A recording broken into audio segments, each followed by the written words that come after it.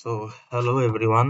um, আমি হচ্ছি মুহাম্মদ। এখন আমরা এর আগের লেকচারে হচ্ছে যে অ্যাবস্ট্রাক্ট ডেটা টাইপ নিয়ে কথা বলেছিলাম। Abstract data type. তো অ্যাবস্ট্রাক্ট ডেটা টাইপের যেটা ছিল সেটা হচ্ছে যে আমি বলেছিলাম যে অ্যাবস্ট্রাক্ট ডেটা টাইপ হচ্ছে আমাদের যে স্ট্যাক, তারপরে আমাদের কাছে ছিল স্ট্যাক্স, তারপরে কিউইজ,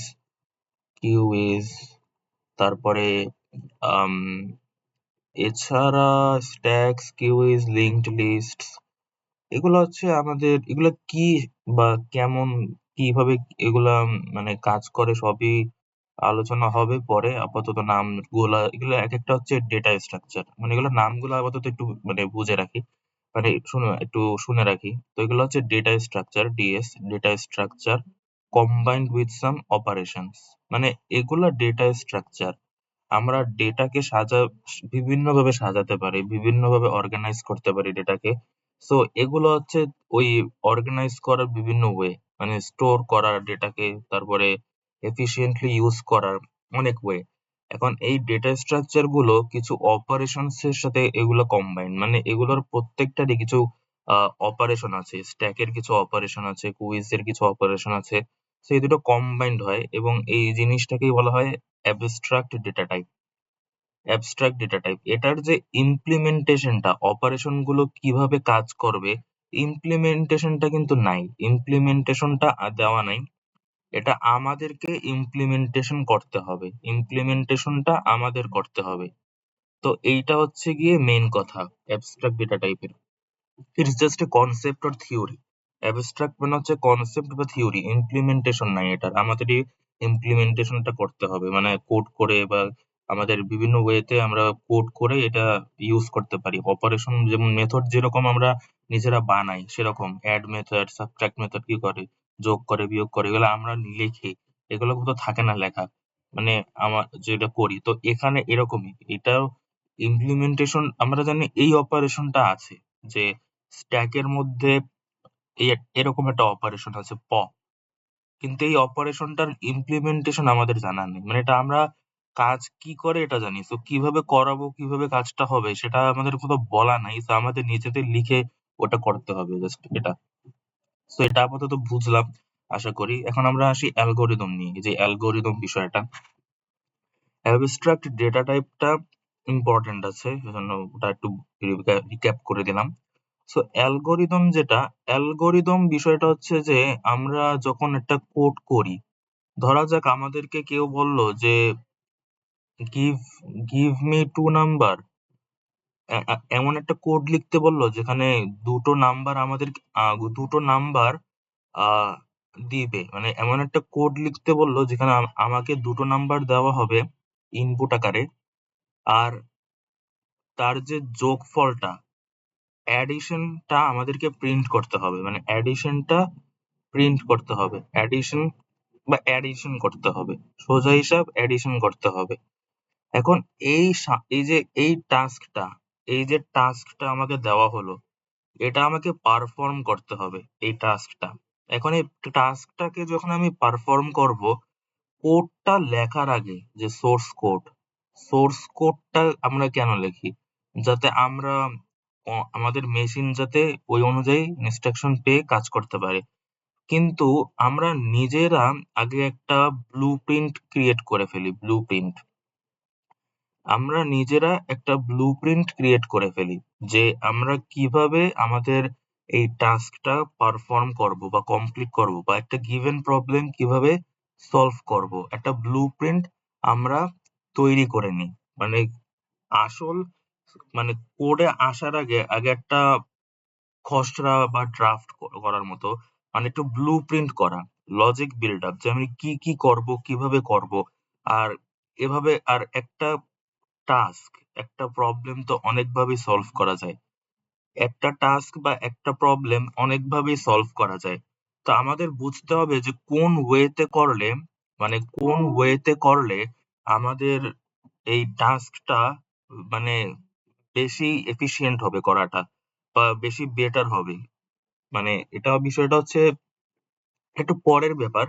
মানে এই বাট মেইন মানে এটা একটু পরে আলোচনা করা যেতে পারে। মানে বিষয়টা হচ্ছে এটাই যে আমরা কোড মেইন কোডটা লেখার আগে আমরা হচ্ছে আগে একটা ব্লুপ্রিন্ট বলা হয় অ্যালগরিদমকে এই কোডের মানে কোডের জন্য। মানে আমরা একটা ব্লুপ্রিন্ট তৈরি করলাম যে এই টাস্কটা কিভাবে করব, কিভাবে টাস্কটা করব। থাকে না অনেক সময় যুদ্ধক্ষেত্রে নামার আগে আগের যুগে মানুষজন যেমন রণক্ষেত্রে নামার আগে একটা প্ল্যান করে নিত যে এই হচ্ছে এরিয়াটা, এখান থেকে একদল যাবে, টিম এ এখান থেকে অ্যাটাক করবে, টিম বি এখান থেকে অ্যাটাক করবে। তারপরে তারা একটা মানে একটা প্ল্যান করে নিত আগে, ব্লুপ্রিন্ট করে নিত যে এভাবে এভাবে আমরা অ্যাটাকটা করব। অ্যাটাকটা করার আগে আগে আমরা একটা প্ল্যান করে নিতাম এভাবে এভাবে অ্যাটাক করব। ঠিক তেমনি কোডটা করার আগে আমরা হচ্ছে এভাবে মানে কোডটা কিভাবে করব, কি কি স্টেপ থাকবে কোডে। কোড মানেই তো সেট অফ ইনস্ট্রাকশনস, আমি কতগুলো ইনস্ট্রাকশন দেই। তো কি কি ইনস্ট্রাকশন মানে কি কি স্টেপস থাকবে কোডে, ওইগুলো আমরা লিখি। মানে এটা হচ্ছে মূলত অ্যালগরিদম। তাহলে অ্যালগরিদম হচ্ছে সেট অফ ইনস্ট্রাকশনস। অ্যালগরিদম হচ্ছে মূলত সেট অফ ইনস্ট্রাকশনস।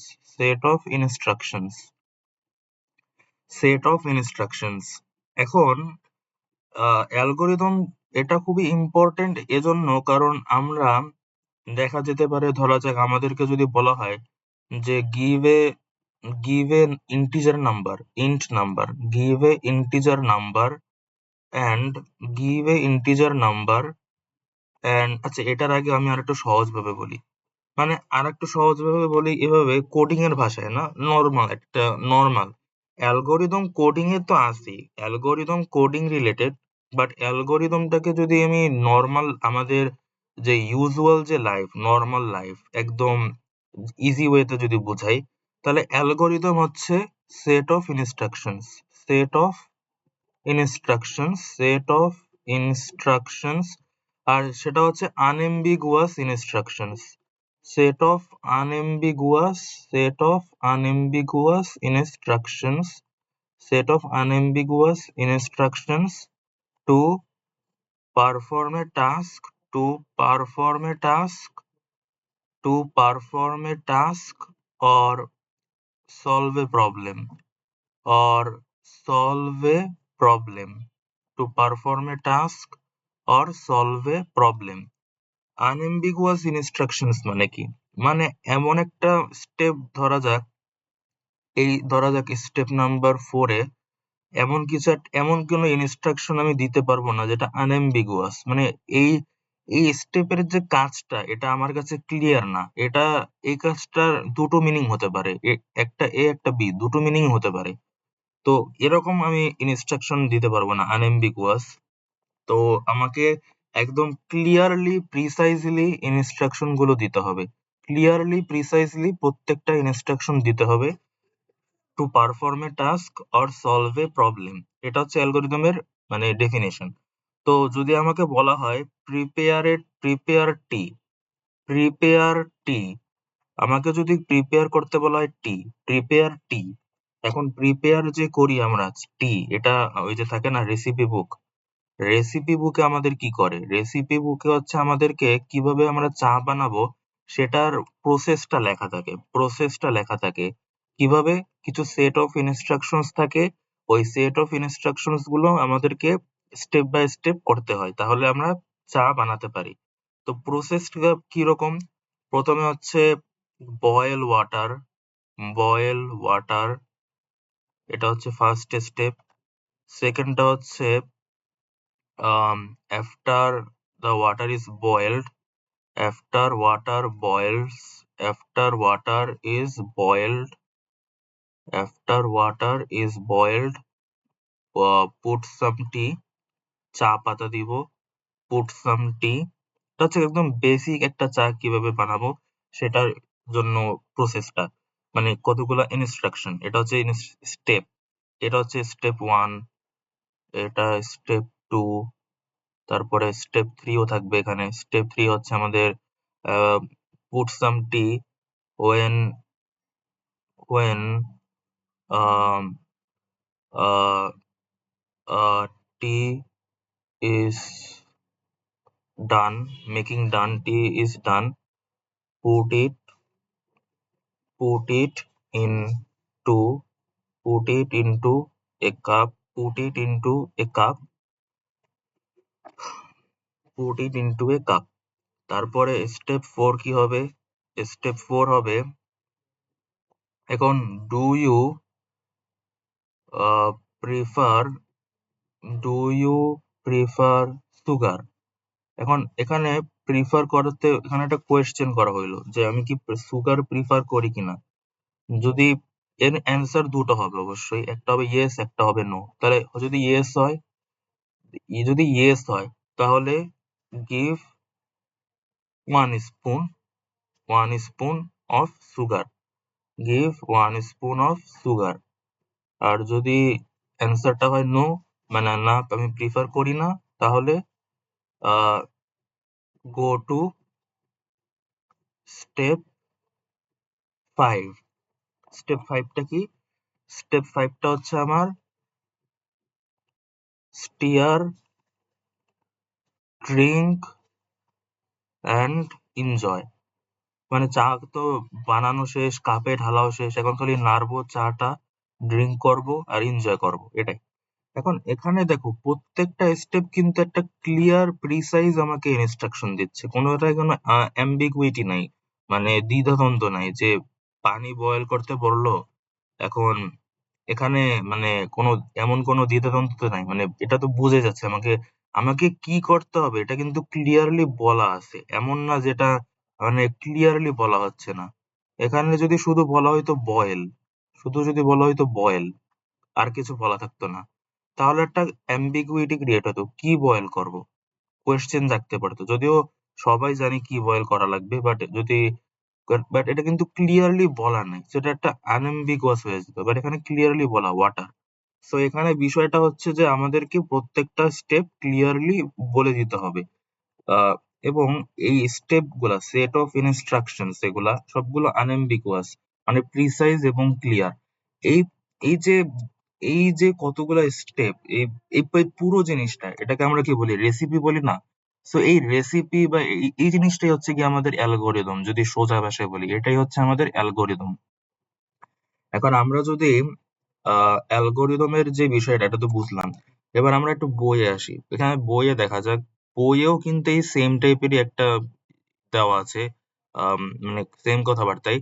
তো এখানে বলা হচ্ছে an algorithm is the step by step unambiguous instructions to solve a given problem.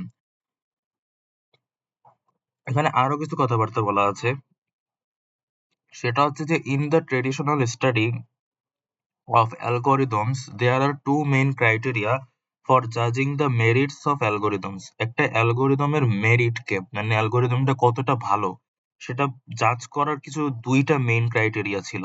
একটা হচ্ছে কারেক্টনেস, আর একটা হচ্ছে আমাদের এফিসিয়েন্সি। কারেক্টনেস আর এফিসিয়েন্সি।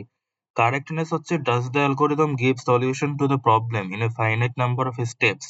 আর এফিসিয়েন্সি হচ্ছে how much resources in terms of memory and time does it take to execute the task, execute the algorithm. Ah so এটা কি বোঝানো হইলো তাহলে?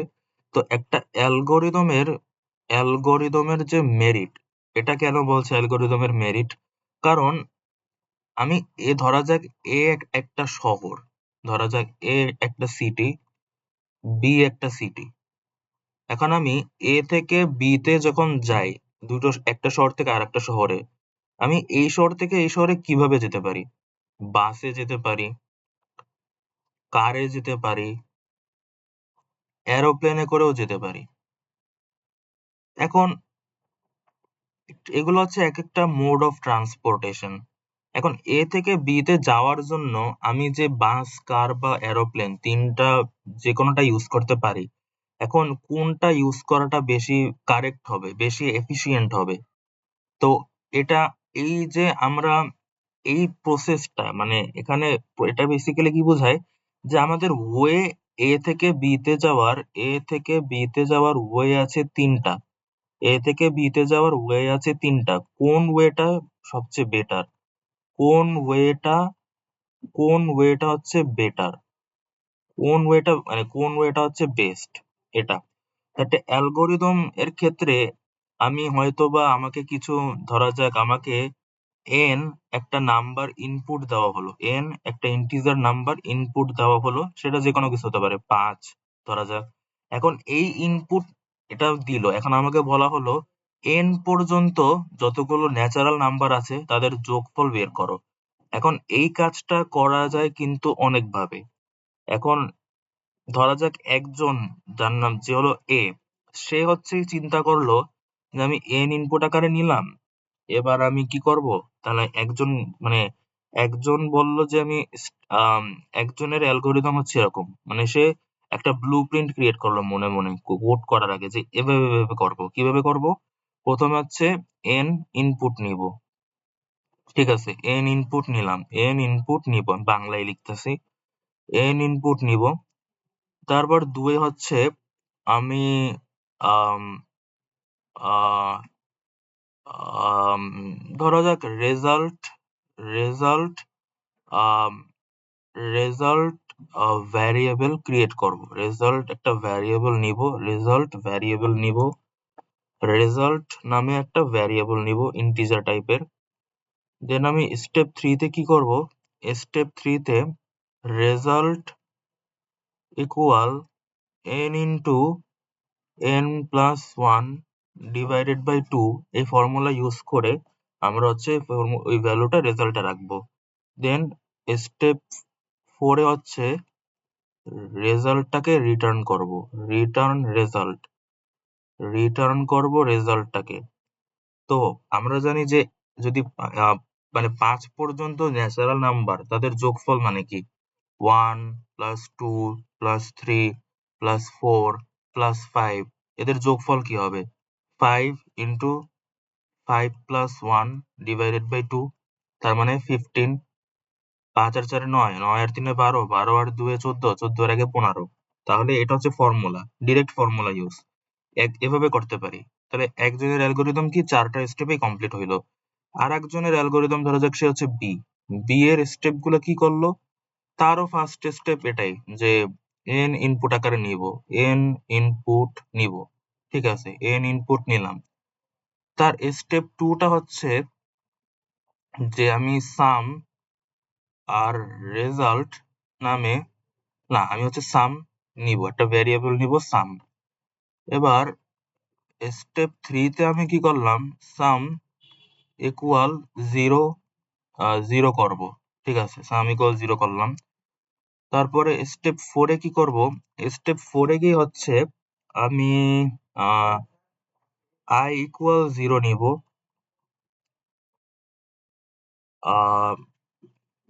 স্টেপ 5 হচ্ছে i less than equal n কিনা,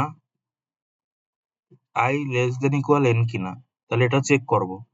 যদি ইয়েস হয়, i যদি লেস দেন ইকুয়াল n হয়, যদি ইয়েস হয়, তাহলে সাম ইকুয়াল সাম প্লাস i করব। আর যদি নো হয়, মানে i যদি লেস দেন ইকুয়াল n না হয়, তাহলে রিটার্ন করব সাম, তাহলে রিটার্ন করব সাম, তাহলে রিটার্ন করব সাম। আর এখানে হচ্ছে সাম ইকুয়াল সাম প্লাস i করব। দেন আমরা ইয়েস এর মধ্যে আবার কিছু পার্ট আছে, মানে ইয়েসটা জাস্ট এতটুকুই না, আরো পার্ট আছে। ইয়েস এর বাকি পার্টটা হবে এখান থেকে সাম ইকুয়াল সাম প্লাস i করব, তারপরে i ইকুয়াল i প্লাস 1 করব। দেন ব্যাক করব, স্টেপ স্টেপ 5 এ আবার যাব, স্টেপ 5 এ যাব, স্টেপ 5 এ যাব আবার। এটা হচ্ছে ইয়েস এর পার্ট, এটা হচ্ছে ইয়েস এর পার্ট। আর নো এর পার্ট কি? নো যদি হয়, মানে যদি i less than equal n না হয়, তাহলে রিটার্ন করব সাম, সামটা রিটার্ন করব, তাহলে সামটা রিটার্ন করব। তারপর হচ্ছে এক্সিট। এবার আমরা যেটা এখন দেখা যাক, এখানে কিন্তু আমার স্টেপ লাগছে 5টা, মানে 6টা আসলে, এটা হচ্ছে স্টেপ 6, 6টা স্টেপ লাগছে। এখানে আমার 6টা স্টেপ লাগছে, এখানে আমার লাগছে কিন্তু 4টা স্টেপ। এখানে আমি সরাসরি মানে কোড যদি দেখাই, কোড হচ্ছে এরকম, যে আমি n ইনপুট আকারে নিছি, দেন আমি ভিতরে কি করলাম, রিটার্ন করব n into n+1 divided by 2। আর এটার ক্ষেত্রে আমি কি করলাম, সেকেন্ডের ক্ষেত্রে সাম একটা ভ্যারিয়েবল নিলাম 0, বা এভাবেও নিতে পারি সাম ইকুয়াল 0। দেন আমি একটা ফর লুপ চালাবো, এটা আমি ইটারেশন করলাম। Int i equal 0, i less than equal n, i plus plus, then লুপটা চালাবো, ভিতরে কি করব, sum equal sum plus i। Then আমি এখান থেকে রিটার্ন করব সাম। এখন এই দুটো কোডের মধ্যে কোন অ্যালগোরিদমটা আমার কাছে বেস্ট মনে হয়? অবশ্যই এই অ্যালগোরিদমটা। এক লাইনে কাজ শেষ। এখানে আমার 1 2 3 4 মানে এইটা আবার ঘুরবে n বার, একবার দুইবার, এর এই ইটারেশন লুপটা ঘুরবে n বার প্লাস এই একটা লাইন, মানে 3 প্লাস n। তাহলে এটার ক্ষেত্রে আমার স্টেপ কিন্তু 3 প্লাস n, এটার ক্ষেত্রে জাস্ট 1। তার মানে কি, এখানে আমার আর এখানে আমার মানে সেকেন্ড যে অ্যালগোরিদমটা সেটা কিন্তু অনেক বড় হয়ে যায়। আর এখানে দেখো n আমি যদি 100 দেই তাহলেও আমার লাইন একটা লাগবে, n যদি আমি 200 দেই তাহলেও আমার লাইন কিন্তু একটাই লাগবে। কিন্তু এখানে আমার n যদি আমি 100 দেই তাহলে লাইন কয়টা লাগবে, একটা দুইটা তিনটা তো লাগবেই। আর এখানে n টা লাগবে, n মানে কি 100, মানে 103টা।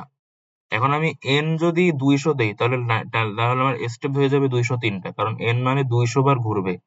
n যদি 200 হয় তাহলে ইটারেশনটা 200 বার ঘুরবে, তার সাথে আবার এই 3, তাহলে 203। তাহলে এই জন্য এখান থেকে আমরা বুঝতে পারলাম যে স্টেপ এ যেটা মানে অ্যালগোরিদম এটা আমাদের বেটার। তো অ্যালগোরিদম এটা বেটার। এখন এখানে এই যে আমি মেরিট করলাম, মানে অ্যালগোরিদম কোন অ্যালগোরিদমটা বেটার, এটার যে আমি একটা অ্যালগোরিদমের মেরিটটা যে আমি জাজ করলাম কিভাবে, অ্যালগোরিদমের মেরিটটা কিন্তু জাজ করা যায় দুই ভাবে। একটা অ্যালগোরিদমের মেরিট জাজ করার জন্য, দুইটা ক্রাইটেরিয়া থাকে। একটা অ্যালগোরিদমের মেরিট জাজ করার জন্য দুইটা ক্রাইটেরিয়া থাকে। একটা ক্রাইটেরিয়া হচ্ছে কারেক্টনেস, একটা ক্রাইটেরিয়া হচ্ছে আমাদের কারেক্টনেস, আর একটা ক্রাইটেরিয়া হচ্ছে আমাদের এফিসিয়েন্সি। একটা হচ্ছে কারেক্টনেস আর একটা হচ্ছে এফিসিয়েন্সি। কারেক্টনেসটা কি, মানে আমি কি আমার অ্যালগোরিদমটা ফাইনাইট স্টেপের মধ্যে শেষ করতে পারছি কিনা, ফাইনাইট স্টেপের মধ্যে আমি আমার অ্যালগোরিদমটা সলভ করতে পারছি কিনা, এটা হচ্ছে আমার কারেক্টনেস। তো এক্ষেত্রে তো এ বি দুটোই ফাইনাইট স্টেপের মধ্যে শেষ হয়ে যায়, এটা 4টা স্টেপ নেয় আর এটা 6টা স্টেপ নেয়। তো কারেক্টনেস এর দিক থেকে তো ঠিক আছে। এফিসিয়েন্সির দিক থেকে আমার যে রিসোর্স লাগবে, রিকোয়ার্ড রিসোর্স, মানে আমার যে রিসোর্সটা আমার লাগছে, রিকোয়ার্ড যে রিসোর্স সেইটা কম নিতেছে কিনা, মানে টাইম অ্যান্ড মেমরি, এই দুটোকে আমার কম নিচ্ছে কিনা, তো দেখা যাচ্ছে যে এফিসিয়েন্সির দিক থেকে এ কিন্তু টাইম এবং স্পেস বা মেমরি কম নিচ্ছে টু এক্সিকিউট করার জন্য, কম টাইম নিচ্ছে, কম মেমরি নিচ্ছে, কারণ আমার জাস্ট একটা লাইন এক্সিকিউট করতে হবে। আর 2 নাম্বার বি এর ক্ষেত্রে আমার কতগুলা লাইন এক্সিকিউট করা লাগবে, এন এর ভ্যালু যদি যত বড় নিব তত আমার স্টেপ বাড়বে, তার মানে এটা এক্সিকিউট করার টাইমও বেশি নেবে, স্পেসও বেশি নেবে, তার মানে এটার এফিসিয়েন্সি কিন্তু কম। এজন্য আমি বলতে পারবো যে যেহেতু বি এর এফিসিয়েন্সি কম, তাই আমরা এ এ হচ্ছে ভালো। এটা হচ্ছে মানে অ্যালগোরিদম যে অ্যালগোরিদমটা দিল এটা বেশি বেটার। তো এখানে সেটাই বলা হচ্ছে। এখানে বলা হয়েছে যে in the traditional study of algorithms there are two main criteria for জাজিং the merits of algorithms. Correctness, does the algorithm give solution to the problem in a finite number of steps? And efficiency, how much resources in terms of memory and time does it take to execute the problem? So এটা হচ্ছে আমাদের algorithm, এটাই ছিল আমাদের algorithm. এরপরে আছে আম আমাদের এই অ্যালগরিদমের ক্ষেত্রে আম এই যে ২ টা ক্রাইটেরিয়া আমরা বললাম, এই ২ টা ক্রাইটেরিয়া হচ্ছে আম এই ২ টা ক্রাইটেরিয়া দিয়ে আমরা একটা অ্যালগরিদমের মেরিট জাজ করতে পারি। বাট এর থেকেও ভালো একটা ওয়ে হচ্ছে আমরা অ্যালগরিদমস এর এনালাইসিস করতে পারি। অ্যালগরিদমের অ্যানালাইসিসের মাধ্যমে আমরা ওই অ্যালগরিদমটা আমার মেরিট জাজ করা যেতে পারে, মানে এটা আরো ভালো একটা ওয়ে। তো এখন এই জিনিসটা হচ্ছে আমাদের বোঝা লাগবে যে অ্যানালাইসিস অফ অ্যালগরিদম এটা কি আসলে। তো আমরা ডেটা স্ট্রাকচারের মধ্যেই আছি, বাট আপাতত আমরা এই অ্যালগরিদম নিয়ে একটু কথাবার্তা বললাম আর কি, কারণ অ্যালগরিদম ডেটা স্ট্রাকচার দুটোই একসাথে করা লাগবে, আলাদা আলাদা ভাবে না করে একসাথে। এটা হচ্ছে আমাদের বেশি অর্থবহ, মানে আমাদের বেশি, এটা আমাদের জন্য বেশি বেটার হয়। সো অ্যানালাইসিস অফ অ্যালগরিদম এটা একটু বলি, এটা বলে শেষ করে দিব। অ্যানালাইসিস অফ অ্যালগরিদম নিয়ে হালকা পাতলা কিছু কথাবার্তা আছে, ওটাই। সো আমরা যে কারেক্টনেস এর একটা কথা বললাম, তারপরে আমরা এফিসিয়েন্সির কিছু কথা বললাম অ্যালগরিদমের মেরিটস এর ক্ষেত্রে, মানে টু জাজ টু জাজ দ্য মেরিট অফ অ্যালগরিদম, সেখানে দুইটা ক্রাইটেরিয়া থাকে, একটা হচ্ছে কারেক্টনেস আর একটা হচ্ছে এফিসিয়েন্সি। তো এফিসিয়েন্সির ক্ষেত্রে এই এফিসিয়েন্সিটা কিন্তু ডেটা স্ট্রাকচারের যে সংজ্ঞা ওখানেও ছিল, যে store data in a organized way, store data in an organized way, store data in an organized way, store data in an organized way, and um and efficiently and efficiently। তো এই efficiently যে টার্মটা, এটা কিন্তু এখানে data স্ট্রাকচারও ছিল। আর efficiently বলতে আমরা দুটো জিনিস বলতাম, একটা হচ্ছে টাইম, একটা হচ্ছে মেমোরি।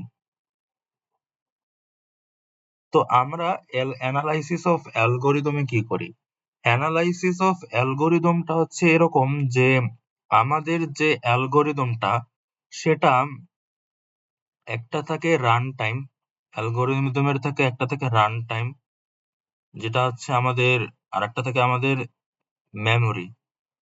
একটা অ্যালগরিদম, ধরা যাক একটা অ্যালগরিদম রান হতে টাইম নেয় 1 second.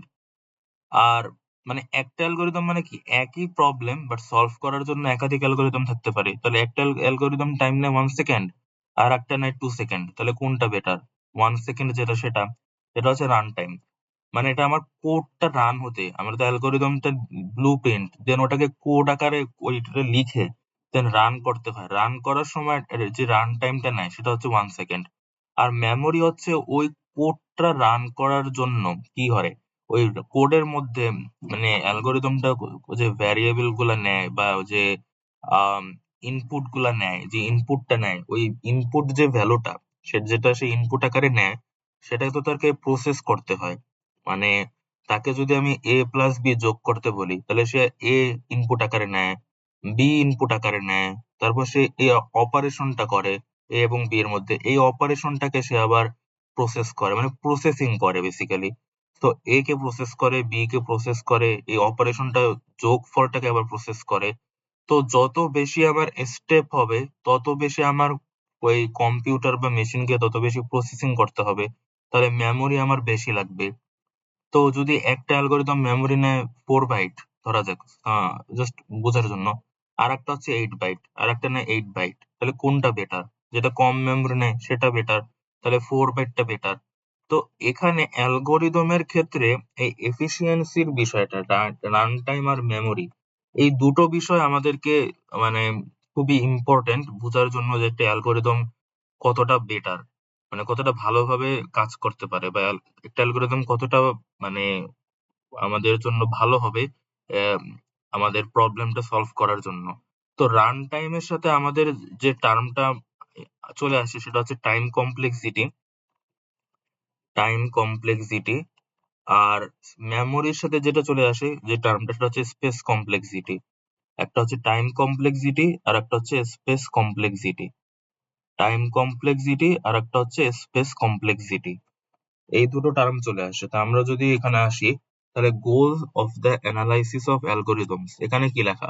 The analysis of an algorithm the analysis of an algorithm can help us understand it better and can suggest informed improvements. মানে অ্যালগোরিদমটাকে আরো বেটার ওয়েতে বোঝার জন্য, যে অ্যালগোরিদমটা আসলে কিভাবে কাজ করে, অ্যালগোরিদমটাকে আরো বেটার ওয়েতে বোঝার জন্য এবং আমাদের কি কি ইমপ্রুভমেন্ট করতে হবে এটা বোঝার জন্য আমাদেরকে সাজেশনটা দেয় অ্যানালাইসিস অফ অ্যালগোরিদম। কিভাবে? এই যে অ্যালগোরিদমটা, এই যে এন এন ইনপুট নিয়ে এন সংখ্যা পর্যন্ত ন্যাচারাল নাম্বারের যোগফল, এই প্রবলেমটা সলভ করার জন্য আমাদেরকে এটা অ্যালগোরিদমের যে একটা আন্ডারস্ট্যান্ডিং, ক্লিয়ার একটা আন্ডারস্ট্যান্ডিং, যে ধরা যাক যে অ্যালগোরিদমটা, এই অ্যালগোরিদমটার যদি আমি অ্যানালাইসিস করি, তাহলে আমি দেখবো যে এখানে ইনপুট নিচ্ছে একটা শুধু এন, আর আরেকটা ইউজ করছে রেজাল্ট ভ্যারিয়েবল। দেন জাস্ট একটা অপারেশন করে রেজাল্ট ভ্যারিয়েবল, রেজাল্ট এর মধ্যে সেটাকে দিয়ে দেন সেটা আমাকে রিটার্ন করে। তো এখানে হচ্ছে আমার অ্যালগোরিদমটার অ্যানালাইসিস করা হচ্ছে যে এই অ্যালগোরিদমটা মানে কতটা ভালো, বা অ্যালগোরিদমের ক্ষেত্রে কতটুকু মেমোরি নিচ্ছে, কতটুকু রান টাইম নিচ্ছে, বা এই অ্যালগোরিদমের ক্ষেত্রে আমার আর কি কি ইমপ্রুভমেন্ট করা উচিত। যেমন ইমপ্রুভমেন্টের ক্ষেত্রে আসলে তো এটার সেকেন্ডটা কথা বলাই বেটার। এটার ক্ষেত্রে অনেক ইমপ্রুভমেন্ট দরকার। যেমন n ইনপুট নিল, দেন সে সাম নিল, দেন একটা ইটারেশন করলো, লুপ চালালো।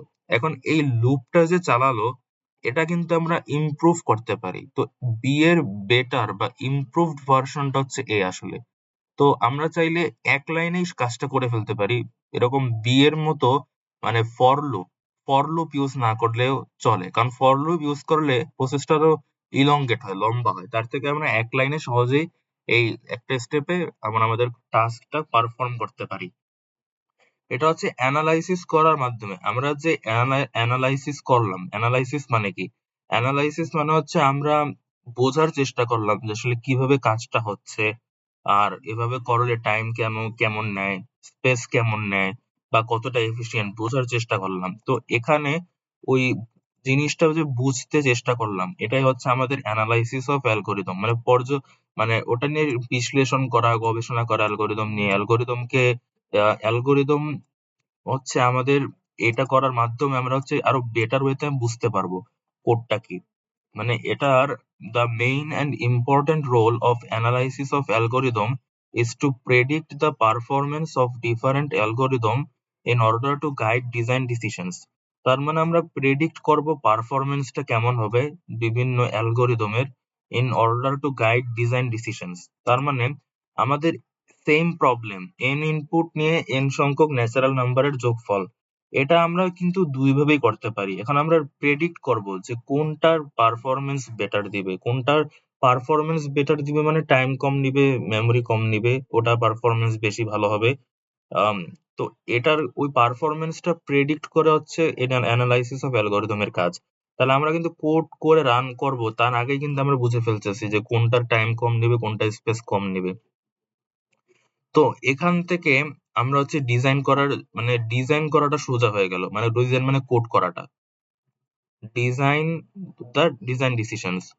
So the goal of the analysis of algorithms is to compare algorithms or solutions mainly in terms of running time, but also in terms of other factors, memory, developer efforts, etc. তো আমরা এই দুটো অ্যালগোরিদমকে, এ এর algorithm আর B এর অ্যালগোরিদমকে compare করলাম বোঝার জন্য কারটা better run টাইমের ভিত্তিতে। মানে কোনটা রান টাইম কেমন নিবে, মেমোরি কেমন নিবে, এইসব ফ্যাক্টর এখানে আমরা বিবেচনা করে এই ডিসিশনটা নিলাম। তো এখানে in theoretical analysis of algorithms, it is common to estimate their complexity। কমপ্লেক্সিটিটা এস্টিমেট করা মানে আহ, কতটুকু টাইম নিবে, কতটুকু স্পেস নিবে in the asymptotic sense. Asymptotic sense মানে কি? অ্যাসিম্পটোটিক সেন্সটা আমি আম এটা অ্যাসিম্পটোটিক সেন্সের মেইন অর্থটা হচ্ছে এরকম যে আমি ইনপুট যে দিলাম, ওই যে বললাম না, আমি যদি যে অ্যালগরিদমটা দিল, ইনপুট n যদি 100 দেই, তাহলেও কিন্তু সে একটা লাইনে এক্সিকিউট করবে। ওই একটা লাইন কি? রেজাল্ট ইকুয়াল n ইনটু মানে 100 ইনটু 100 প্লাস 1 মানে 101 ডিভাইডেড বাই 2। সে কিন্তু এই একটা লাইনেই সে এক্সিকিউট করবে প্রতিবার। n এর ভ্যালু যাই হোক। তো n এর ভ্যালু যদি আমার ইনফাইনাইটলি বড় একটা নাম্বারও হয়, তাহলেও কিন্তু এই একটা লাইন এক্সিকিউট করবে। কিন্তু বি এর ক্ষেত্রে যদি n ইনফাইনাইটলি বড় একটা নাম্বার নেই বি এর ক্ষেত্রে, তাহলে কয়টা স্টেপ নিবে? এখানে নিবে একটা স্টেপ, এখানে নেবে একটা, দুইটা, তিনটা, চারটা, দেখেন এখানে এক্সিট 5টা, আর এই ইটারেশনটার জন্য নিবে হচ্ছে আমাদের, বা আচ্ছা নিচেরটা বলি, 1টা স্টেপ, 2টা স্টেপ, 3টা স্টেপ। আর এই ইটারেশনটা নিবে মানে কি ইনফাইনাইট, যদি n আমার ইনফাইনাইট হয় তাহলে আমার ইটারেশন চলবে ইনফাইনাইট বার। তার মানে আমার এক্ষেত্রে আমার টোটাল, মানে আমার স্টেপ কিন্তু মানে টোটাল আমাকে এক্সিকিউট করতে হবে ইনফাইনাইট নাম্বার অফ স্টেপস। তার মানে আমার কিন্তু স্টেপস অনেক বেড়ে গেল, এবং রান টাইম বেড়ে যাবে অনেক, এবং মেমোরি অনেক বেশি লাগবে। তা আমি হচ্ছে ইনফাইনাইটলি বড় একটা মানে হিউজ নাম্বার অফ ইনপুট নিয়ে আমি হচ্ছে এই জিনিসটার একটা মানে একটা রাফ আইডিয়া নিলাম যে এটা কত বড় এবং কত বেশি টাইম এটা নিবে, কত বেশি টাইম স্পেস এটা নিবে, ওইটার একটা আইডিয়া হয়ে গেল। তার থেকেই বুঝলাম যে এই প্রসেসটা আমার খুব একটা সুবিধার না, এটা দিয়ে না করাই বেটার। খুব বড় একটা ইনপুটের যখন নিব তখন প্রবলেম হবে। তো এটা আমি আগে থেকে আইডিয়া করে নিলাম। এই যে আইডিয়াটা করে নিলাম কখন, খুব হিউজ একটা ইনপুটের জন্য, এটাই হচ্ছে আমার অ্যাসিম্পটোটিক। অ্যাসিম্পটোটিক মানে হচ্ছে n টেন্ডস টু ইনফিনিটি, মানে অনেক হিউজ একটা ইনপুটের জন্য এই এটা হচ্ছে asymptotic sense. So to estimate the complexity function, তো এস্টিমেট করার জন্য complexity of the function. Function বলতে কি বোঝায়? ফাংশন বলতে বোঝাচ্ছে যে আমরা যে অ্যালগরিদমটাকে আমরা মানে ফাংশনটা পরে বলি, মানে অ্যালগরিদমের ক্ষেত্রে আমরা রান টাইম বা স্পেস মেমোরি যেটা নেয়, রান টাইম বা স্পেস যে মেমোরিটা নেয়, যে মেমোরি স্পেসটা নেয়, আমরা ডিরেক্ট বা এক্সাক্ট কোনো নাম্বার নেই না। আমরা এক্সাক্ট কোনো নাম্বার নিব না, এক্সাক্ট নাম্বার নিব না। এক্সাক্ট নাম্বার কেন নিব না? এক্সাক্ট নাম্বার এজন্য নিব না কারণ রান টাইম যেটা, এটা হচ্ছে আমার এক্সাক্ট নাম্বার কেন নিবে না এটা বলি। কারণ এখানে একটা বিষয় আছে, এখানে একটা কথা বলা আছে যে আমরা যে এক্সিকিউশন টাইম যদি নেই, মানে রান টাইমটা নিয়ে দেন কম্পেয়ার করি অ্যালগরিদম গুলো বোঝার জন্য কোনটা বেটার, তাহলে not a good measure as execution times আর specific to a particular computer. একটা পার্টিকুলার কম্পিউটারের সিপিইউ স্পিড যত বেশি, সেটা তত বেশি প্রসেসিং, তত ফাস্ট প্রসেস করবে, এক্সিকিউশন টাইম তত কম নিবে। মানে ওইটা তাহলে আমার কনস্ট্যান্ট কিছু না, ওটা ওটা কিন্তু ফিক্সড না তাহলে। তো ওটা তাহলে আমার মেশিন ডিপেন্ডেন্ট হয়ে গেল যে এই মেশিনের জন্য এই অ্যালগরিদমটা ভালো, অন্য মেশিনের জন্য ভালো না।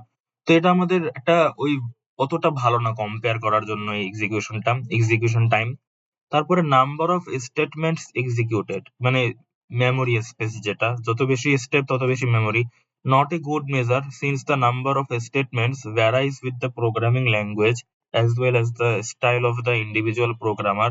তো একজন প্রোগ্রামার কি করলো, এভাবে একটা স্টেপেই এক্সিকিউট করে দিল, আর একটা প্রোগ্রামারের ৩-৪ স্টেপ লাগলো এই একই প্রবলেম সলভ করতে। এখন এটার বেসিসে যদি আমি কম্পেয়ার করতে যাই, তাহলে এটা মানে একেকটা প্রোগ্রামিং ল্যাঙ্গুয়েজ একেক রকম। সো আসলে এটা বোঝা মুশকিল যে হয়তোবা ওই প্রোগ্রামিং ল্যাঙ্গুয়েজে মানে স্টেপ একটু বেশি লাগে লেখার জন্য। বাট এটা হয়তোবা সেম মেমোরি স্পেসই নেয় বা সেম টাইমই নেয় এক্সিকিউশন। তো ওইটা বোঝার উপায় নেই যে আসলে কোনটা বেটার অ্যালগরিদম। তো এজন্য আইডিয়াল সলিউশনটা কি?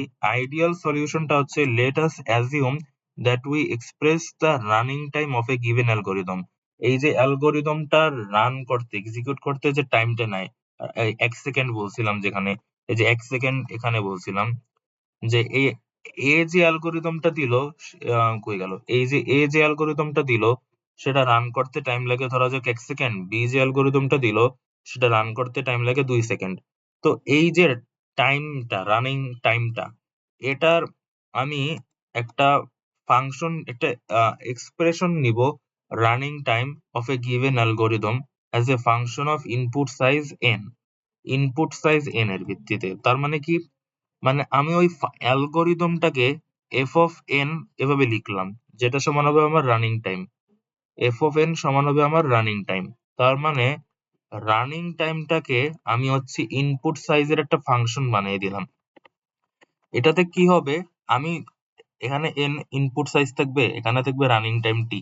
তো আমি যত বেশি ইনপুট সাইজ যত বাড়াবো, আমার রানিং টাইম সেই অনুপাতে বাড়তে পারে। এখন ধরা যাক এভাবে বাড়লো, ফাংশনটা হচ্ছে এই, এফ অফ এন হচ্ছে এই। তো রানিং টাইম ইনপুট সাইজ বাড়ানোর সাথে সাথে রানিং টাইম কিন্তু বাড়তেছে। এখন এই যে বাড়তেছে, এই যে যে হারে বাড়তেছে বা সামান্য একটু n যদি আমি বাড়াই দিই তাহলে টাইমটা কিভাবে বাড়ছে, এটা থেকে আমরা হচ্ছে একটা আইডিয়া করে নিতে পারি যে আসলে আমাদের অ্যালগরিদমটাতে যখন আমি একটা হিউজ ইনপুট দিব, অর্থাৎ n যখন আমার খুব হিউজ হবে, তখন আমার টাইম এক্সিকিউশন টাইমটা কেমন হবে, এটা আমি এখান থেকে এস্টিমেট করতে পারবো। আমি এখান থেকে প্রেডিক্ট করতে পারবো যে এটার পারফরমেন্স কেমন হবে, এখান থেকে প্রেডিক্ট করা যায়। তো হয়তোবা আমি ফাংশনটাকে মানে অ্যালগরিদমটাকে এভাবে লিখতে পারি, n square plus 2n plus 1। এভাবে আমরা হচ্ছে ইনপুট সাইজ, n হচ্ছে আমার ইনপুট সাইজ, ইনপুট সাইজের একটা ফাংশন আকারে আমি অ্যালগরিদমটাকে প্রকাশ করতে পারি। মানে অ্যালগরিদমটাকে মানে এটা হচ্ছে আমার রানিং টাইম হবে, আসলে আসলে এটা একটা রানিং টাইম হবে। বাট এটার সাহায্যে আমি হচ্ছে এই লাইনটার সাহায্যে আমি হচ্ছে অ্যালগরিদমটাকে এক্সপ্রেস করতে পারি, এটাই। তো এখানে এটাই বলা আছে। So and compare these different functions corresponding to running times. This kind of comparison is independent of machine time, programming style, etc. তা আমি চাইলেই এই যে অ্যালগরিদমটা দিল তার জন্য যেটা পেলাম সেটা ধরা যাক n square plus 2n plus 1, আর বি যেটা দিল সেটার জন্য আমি ধরা যাক যে অ্যালগরিদমের যে ফাংশনটা সেটা, আচ্ছা এ যেটা দিল সেটার জন্য পেলাম হচ্ছে n, ধরা যাক এর জন্য n পেলাম, আর বি এর জন্য পেলাম n স্কোয়ার। তাহলে আমি যদি ইনপুট সাইজ 2 দেই তাহলে এফ অফ এন এর জন্য n কত, n ইকুয়াল 2 হবে। তাহলে আমার এফ অফ এন কত হবে, 2, তার মানে আমার 2 সেকেন্ড নেবে। কিন্তু এফ অফ এন যদি আমার n স্কোয়ার হয়, তাহলে আমি যদি n ইকুয়াল 2 দেই সেম টাইম, তাহলে আমি n স্কোয়ার সমান কত পাবো, 4। তাহলে এফ অফ এন হয়ে যাবে 4। তাহলে এর কিন্তু টাইম বেশি নিচ্ছে এর থেকে, তার মানে বি কিন্তু খুব একটা বেটার পারফরমেন্স দিবে না। সো এইটাই হচ্ছে, এইভাবে ফাংশন আকারে লিখে কম্পেয়ার করে আমরা ভালোভাবে বুঝতে পারবো এটা। তো এটাই হচ্ছে এখানে বলা হয়েছে যে in theoretical analysis of algorithms it is common to estimate their complexity in the asymptotic sense, অর্থাৎ n যদি হিউজ একটা নেই তখন to estimate the complexity function for arbitrarily large input. The term analysis of algorithms was coined by Donald Knuth. আচ্ছা, algorithm analysis is an important part of computational complexity theory which provides theoretical estimation for the required resources of an algorithm to solve a specific computational problem. Most algorithms are designed to work with inputs of arbitrary length. Analysis of algorithms is determination of the amount of time, running time, and space resources required to execute it. Usually, the efficiency or running time of an algorithm is stated as a function relating to the input length to the number of steps known as time complexity or volume of memory known as space complexity. So আমরা যে এই ফাংশনটা লিখলাম এটাতে এটাই হচ্ছে আমাদের হচ্ছে অ্যালগরিদমটাকে এক্সপ্রেস করবে। এবং এখানে যে n স্কোয়ারটা না, এটা হচ্ছে আমার টোটাল নাম্বার অফ অপারেশনসটাকেও বোঝায়। Total number of operations, total number of operations এটাকেও বোঝায়। Total number of operations, n স্কোয়ারটা আমার টোটাল নাম্বার অফ অপারেশনসটাকেও বোঝায়। যেমন একটা কাজ মানে একটা জিনিস যে x ইকুয়াল ধরা যাক a প্লাস b, এটা করা, আর x equal a then x equal x plus b করা, এই দুটোর মধ্যে দুটো কিন্তু সেম, কিন্তু দুটোর মধ্যে কোনটার অপারেশন কম নেয়। এখানে a ইনপুট আকারে নিচ্ছে, b ইনপুট আকারে নিচ্ছে, দুটোকে যোগ করছে এবং সেটাকে x এর মধ্যে রাখছে। তাহলে 4টা অপারেশন আছে। এখানে কয়টা operation, a in x, a K input নিচ্ছে, a এর ভ্যালুকে x এ অ্যাক্সেস করছে 2টা, x কে ইনপুট নিচ্ছে, b কে ইনপুট নিচ্ছে, এই দুটোকে যোগ করছে 3, আর ওটাকে অ্যাসাইন করছে x এর 4টা। তাহলে 4 আর 2 6, তাহলে এখানে অপারেশন 6টা আর এখানে অপারেশন 4টা। তার মানে কি আমার যে ক্ষেত্রে অপারেশন কম নিচ্ছে সেটাই তো, তাহলে একটা হচ্ছে n স্কোয়ার আর একটা হচ্ছে n, তাহলে কোনটার ক্ষেত্রে আমার অপারেশন কম নিবে, n এর বেলায়, তার মানে এটা বেটার। তো এখানে হচ্ছে এই টোটাল নাম্বার অফ অপারেশনস বোঝায়, এই F of n equal N square, এই এন স্কোয়ার দ্বারা টোটাল নাম্বার অফ অপারেশনস বোঝায়। তারপরে what is running time analysis, তো মোটামুটি অ্যানালাইসিস অফ অ্যালগরিদমটা বোঝা হয়ে গেল আমাদের যে এটা গোলটা কি আসলে। এখন আমরা একটু রানিং টাইম অ্যানালাইসিস এর কথা বলি। It is the process of determining how processing time increases, time কিভাবে বাড়ে as the size of the problem input size increases।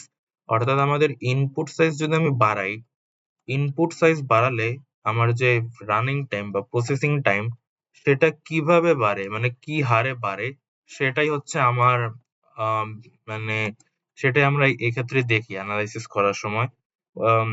Input size is the number of elements in